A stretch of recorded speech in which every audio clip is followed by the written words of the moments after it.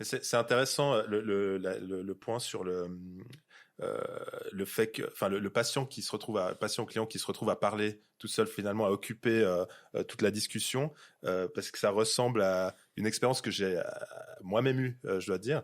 Et c'est vrai que alors je sais pas d'où vient cette approche ou cette école de pensée, mais j'ai l'impression qu'auparavant c'était pas courant que le thérapeute se place en force de proposition finalement. Voilà ce que vous pouvez faire, voilà des techniques ou des approches ou quoi que ce soit finalement, qu'il y ait des vrais conseils, une sorte de la psychologie plus appliquée, je dirais. Et est-ce que tu penses qu'il y a un changement, une tendance, un changement au niveau de ces tendances-là aujourd'hui ou depuis Oui, quelques temps ouais. absolument.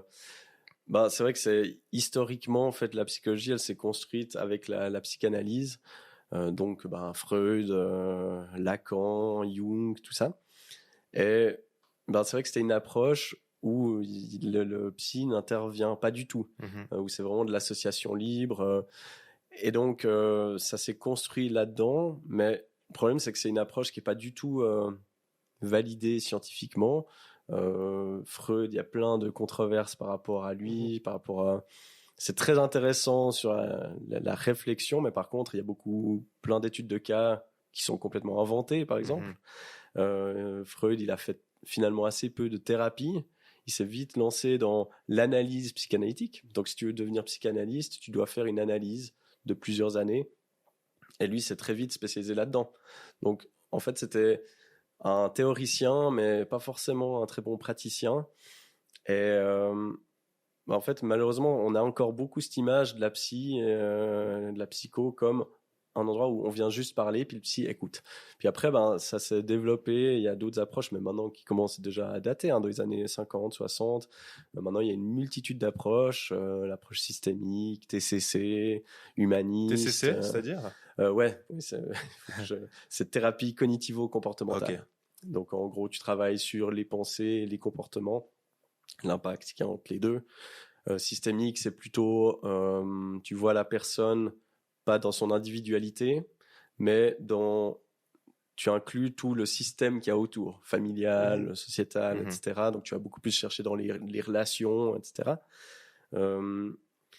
Donc, ces approches sont super intéressantes, beaucoup plus validées scientifiquement. Alors, la psychanalyse, maintenant, il y a des approches psychodynamiques où ils incluent différentes choses, puis ils essaient de valider ça un peu plus. Mais l'image traditionnelle du psy est encore très très présente. Puis rien que dans toutes les séries, tous les films, t'as jamais en fait une vision d'un psy qui est efficace, qui propose des choses. Parce que oui, on est là pour écouter. Et c'est important parce que l'écoute, c'est rare. Mais on est aussi des experts de la santé mentale. En tout cas, on est censé l'être. Donc, on est aussi là pour expliquer, faire tout ce qu'on appelle la psychoéducation. Puis expliquer, je sais pas, par exemple, que la santé mentale, les grands piliers, par exemple, c'est le sommeil, l'alimentation, l'activité physique. Expliquer certaines manières de penser, qu'est-ce que c'est les croyances limitantes, comment les travailler. Donc, ouais, on a un rôle d'expert et ça passe aussi par de l'éducation et des exercices. En tout cas, c'est ma vision. Ouais. Ça paraît beaucoup plus terre à terre et pragmatique et beaucoup moins fumeux que d'autres choses qu'on pourrait entendre dans d'autres pratiques. C'est vrai parce que la psychanalyse, au final, moi, ça me fait penser à, tu sais, l'analyse de texte que tu fais à l'école. On te file un texte d'un auteur et puis on dit bon, il faut identifier les champs lexicaux et tout ça, et puis essayer de déduire une intention ou un sens, des choses comme ça. Et finalement, c'est très, enfin, ça paraît purement subjectif au final. Et il y a rien de concret là-dedans. Et j'ai l'impression qu'il y a beaucoup de ça dans la psychanalyse. Finalement, c'est le patient, il parle, blablabla, bla. Et puis le psychothérapeute, il est là derrière à prendre un peu ces différentes choses et faire des déductions à partir de là, mais qui sont jamais, qui ne mènent pas à une suggestion, une proposition de changement.